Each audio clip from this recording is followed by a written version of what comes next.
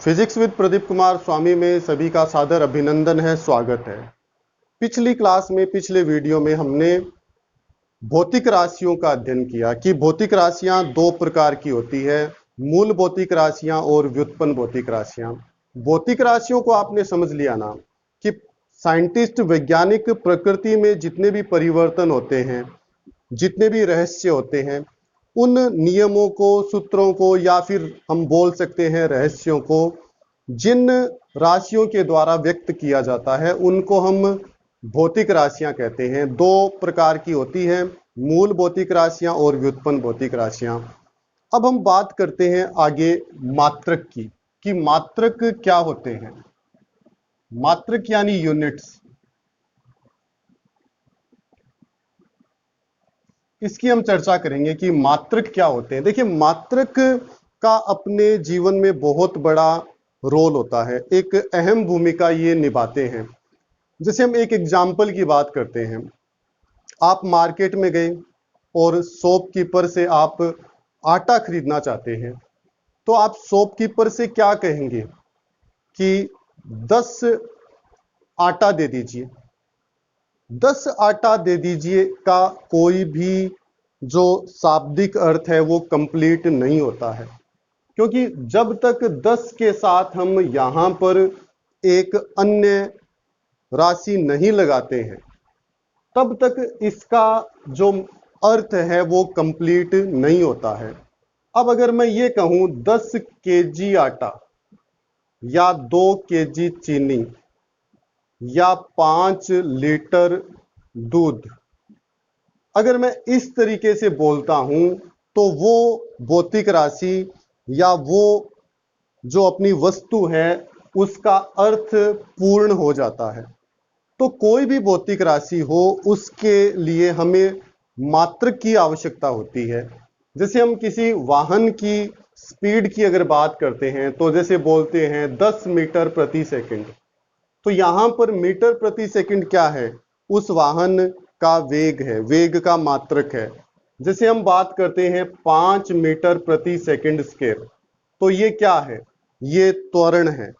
यानी कि हम किसी भी भौतिक राशि का अगर मापन करना चाहते हैं तो उसके लिए हमें उसका मात्रक ज्ञात होना आवश्यक है। जब तक हम उस राशि के साथ मात्रक नहीं लगाते हैं, तब तक उसका शाब्दिक अर्थ पूर्ण नहीं होता है, हम उस राशि को समझ नहीं पाते हैं। तो मात्रक को हम कैसे परिभाषित कर सकते हैं कि मात्रक क्या है? किसी भी भौतिक राशि का जो एक मानक मान है या किसी भी भौतिक राशि का जो एक नियत मान है, उसको हम मात्रक कहते हैं। जैसे द्रव्यमान के लिए जो नियत मान किया गया है वो किलोग्राम भी हो सकता है, ग्राम भी हो सकता है, क्विंटल भी हो सकता है, टन भी हो सकता है। तो अलग अलग भौतिक राशियों के लिए अलग अलग जो मान है वो नियत किए गए हैं, और भौतिक राशियों के ये जो नियत किए गए मान होते हैं उन्हीं को हम मात्रक कहते हैं, यूनिट्स कहते हैं। कोई भी भौतिक राशि हो वो मात्रक के बिना अधूरी होती है। अब हम मात्रक के प्रकार की बात करते हैं। मात्रक की परिभाषा समझ गए ना आप? किसी भी भौतिक राशि का नियत किया गया मान क्या कहलाता है? मात्रक। यानी भौतिक राशि का नियत किया गया मान मात्रक कहलाता है। मात्रक जो है वो दो प्रकार के होते हैं। एक होते हैं मूल मात्रक, फंडामेंटल यूनिट्स बोलते हैं इनको हम, फंडामेंटल यूनिट्स। और दूसरे जो होते हैं व्युत्पन्न मात्रक, इनको हम डराइव्ड बोलते हैं यूनिट्स। देखिए, मूल मात्रक और व्युत्पन्न मात्रक क्या होंगे? जो हमने मूल राशियां पढ़ी है, मूल भौतिक राशियों के जो मात्रक होते हैं उनको हम मूल मात्रक कहते हैं। मूल भौतिक राशियों के जो मात्रक हैं वो मूल मात्रक कहलाते हैं, और व्युत्पन्न भौतिक राशियों के जो मात्रक होते हैं वो व्युत्पन्न मात्रक कहलाते हैं। अभी हम चर्चा करेंगे कि मूल भौतिक राशियों के मात्रक क्या क्या हैं और व्युत्पन्न भौतिक राशियों के मात्रक क्या क्या हैं। पर इससे पहले हम एक और चीज पढ़ते हैं जिसे हम कहते हैं मात्रकों की पद्धति, सिस्टम ऑफ यूनिट्स बोलते हैं इसे। देखिए मात्रकों की कुछ अलग अलग पद्धति होती है, सिस्टम होते हैं। जैसे हम द्रव्यमान की ही बात करते हैं तो द्रव्यमान का मात्रक केवल किलोग्राम नहीं है, इसके और भी मात्रक है, जैसे ग्राम है, क्विंटल है, टन है। ये किलोग्राम द्रव्यमान के ही मात्रक हैं। किलोग्राम, ग्राम, टन, क्विंटल सभी द्रव्यमान के ही मात्रक हैं। जैसे लंबाई है तो लंबाई को हम मीटर में भी माप सकते हैं, किलोमीटर में भी माप सकते हैं और सेंटीमीटर में भी माप सकते हैं। इसके अलावा भी लंबाई के और भी बहुत से मात्रक होते हैं। तो किसी भी भौतिक राशि का जो मात्रक है वो एक ही निर्धारित नहीं है। तो हम एक सिस्टम लेते हैं, जैसे मात्रकों की जो पद्धति है वो अलग अलग सिस्टम बना दिए कि इस पद्धति में जो मात्रक है वो ये है, दूसरी पद्धति में मात्रक ये है। तो मात्रकों की जो पद्धति है वो तीन होती है। पहली जो पद्धति है इसको हम MKS कहते हैं। MKS का जो पूरा नाम है वो है metre kilogram second, metre kilogram second, ये MKS का पूरा नाम है। दूसरी है CGS, CGS को हम कहते हैं सेंटीमीटर, ग्राम और सेकंड। और तीसरी है FPS, इसका पूरा नाम है फुट, पाउंड और सेकंड। देखिए MKS यानी मीटर किलोग्राम सेकंड, MKS जो पद्धति है, MKS सिस्टम जो है, इसमें लंबाई का मात्रक मीटर, द्रव्यमान का मात्रक किलोग्राम और समय का मात्रक सेकंड होता है। CGS में लंबाई का मात्रक सेंटीमीटर, द्रव्यमान का मात्रक ग्राम और समय का मात्रक सेकंड होता है। FPS में लंबाई का मात्रक फुट, द्रव्यमान का मात्रक पाउंड और समय का मात्रक सेकंड होता है। तो ये मात्रकों की तीन पद्धति है। 1960 तक तो ये तीन पद्धतियां चलती थी और जो मूल भौतिक राशियों की संख्या थी वो भी तीन थी। 1960 के बाद अंतरराष्ट्रीय माप एवं तौल जो संस्थान है पेरिस में, उन्होंने मूल भौतिक राशियों की संख्या में 4 और वृद्धि कर दी और कुल मिलाकर कितनी मूल भौतिक राशियां बना दी गई? 7। तो द्रव्यमान, लंबाई और समय ये तो पहले से ही मूल भौतिक राशियां थी, इनमें 4 को और जोड़ा गया। 4 जो जोड़ी गई राशियां थी वो कौन कौन सी थी? एक थी विद्युत धारा, फिर ताप, फिर इसमें है पदार्थ की मात्रा और नेक्स्ट इसमें है ज्योति तीव्रता, जिसका एक नाम और भी है प्रदीपन तीव्रता। अब 1960 में क्या हुआ था, ये जो 4 राशियां जोड़ी गई है तो मतलब MKS को ही आगे बढ़ाया गया है और ये MKS का परिवर्धित रूप है और इसको हम कहते हैं SI सिस्टम या SI पद्धति इसको कहा जाता है। SI पद्धति यानी कि सिस्टम इंटरनेशनल या अंतरराष्ट्रीय पद्धति इसको कहते हैं। ये मात्रकों की हम चौथी पद्धति मान सकते हैं, पर वास्तव में ये MKS का ही परिवर्धित रूप है। MKS में मूल भौतिक राशियां 3 थी। 1960 के बाद अंतरराष्ट्रीय माप एवं तौल संस्थान पेरिस ने 4 राशियां उसमें और जोड़ दी और MKS का ही नया नाम SI सिस्टम यानी सिस्टम इंटरनेशनल अंतरराष्ट्रीय पद्धति कर दिया गया। तो ये अपनी जो 7 राशियां हैं, इन 7 राशियों को हम कहते हैं मूल भौतिक राशियां और इनके अलावा जितनी भी राशियां हैं उनको कहते हैं हम व्युत्पन्न भौतिक राशियां। तो मूल मात्रक क्या होंगे? इन राशियों के जो मात्रक हैं वो मूल मात्रक हैं और इनके अलावा जितनी भी राशियां हैं उनके मात्रकों को हम क्या कहते हैं? व्युत्पन्न मात्रक कहते हैं। अब मात्रकों के संदर्भ में कुछ बातें हैं जो हमें ध्यान रखनी है। देखिए, मात्रकों को जब हम लिखते हैं तो मात्रकों का जब चुनाव किया जाता है तो इस प्रकार से किया जाता है कि वो सर्वमान्य होना चाहिए। मात्रक ऐसा हो जो सर्वमान्य हो, उसको प्रदर्शित करना आसान हो और उसका परिमाण या उसका अंकन हम करते हैं तो उसमें किसी भी तरीके की दुविधा हमें नहीं होनी चाहिए। अब हम बात करते हैं इनके मात्रकों की। देखिए, मात्रक जो होते हैं वो हमेशा जो अपनी अंग्रेजी वर्णमाला है उसके स्मॉल लेटर से लिखे जाते हैं। मात्रकों को हम हमेशा अंग्रेजी वर्णमाला के स्मॉल लेटर से लिखेंगे। परंतु अगर किसी मात्रक को किसी भौतिक विज्ञानी के नाम के ऊपर दर्शाया गया है, मेरी बात समझ रहे हो ना? मैं ये कह रहा हूं कि मात्रकों को हम अंग्रेजी वर्णमाला के स्मॉल लेटर्स से दर्शाते हैं, परंतु अगर कोई मात्रक किसी भौतिक विज्ञानी के नाम के ऊपर रखा गया है तब उसको हम जब दर्शाएंगे तो कैपिटल लेटर से दर्शाएंगे।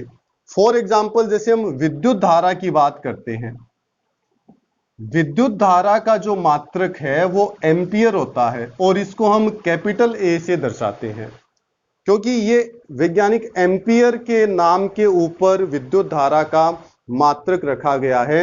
एम्पियर इसलिए कैपिटल ए से दर्शाते हैं। अब देखिए, मूल मात्रक की हम, जैसे द्रव्यमान है, द्रव्यमान का मात्रक किलोग्राम होता है और इसको हम केजी से लिखते हैं। स्मॉल लेटर से लिखा जाएगा जब तक कि वो नामकरण किसी वैज्ञानिक के नाम के ऊपर नहीं किया गया है। जैसे लंबाई का मात्रक है, लंबाई का मात्रक एसआई सिस्टम के अंदर मीटर होता है। तीसरी चीज समय, समय का जो मात्रक है एसआई पद्धति में वो सेकंड होता है, इसको एस से दर्शाते हैं। चौथी अपने पास विद्युत धारा, विद्युत धारा का मात्रक हमने जैसे पढ़ ही लिया, विद्युत धारा का मात्रक एम्पियर होता है। वैज्ञानिक एम्पियर के नाम के ऊपर रखा गया है इसलिए इसको कैपिटल लेटर से दर्शाया गया है। पांचवी चीज है ताप, ताप का मात्रक केल्विन होता है। एसआई पद्धति के मात्रकों की बात चल रही है, ताप का मात्रक केल्विन होता है। वैज्ञानिक केल्विन के नाम के ऊपर रखा गया इसलिए इसको कैपिटल लेटर से दर्शाया गया है। छठी चीज है पदार्थ की मात्रा या पदार्थ की राशि भी बोल सकते हैं और इसका जो मात्रक है मोल होता है, इसको हम MOL से लिखते हैं, मोल। और सातवीं जो चीज है ज्योति तीव्रता या प्रदीपन तीव्रता, इसका मात्रक कैंडेला होता है जिसको हम C कैपिटल और स्मॉल d से लिखते हैं। इसको हम कैंडेला पढ़ते हैं, इसको हम मोल पढ़ेंगे, इसको हम केल्विन पढ़ेंगे, इसको हम एम्पियर, ये सेकंड है, ये मीटर है और ये किलोग्राम है। समझ गए ना मेरी बात? तो ये मूल जो भौतिक राशियां थी उनके मात्रक हैं एसआई पद्धति में, इनको हम मूल मात्रक कहते हैं। अब हम कोई भी भौतिक राशि की अगर बात करते हैं, जैसे अभी हमने द्रव्यमान की बात की थी, 2 kg या 2 किलोग्राम लिखा था, या फिर हमने लंबाई की बात की थी तो जैसे 5 मीटर लिखा था। जैसे हम द्रव्यमान की बात करते हैं केवल अभी, तो द्रव्यमान को जैसे दर्शाना है तो जैसे मैंने 10 kg लिखा, तो यहां पर कितनी राशियां आई है?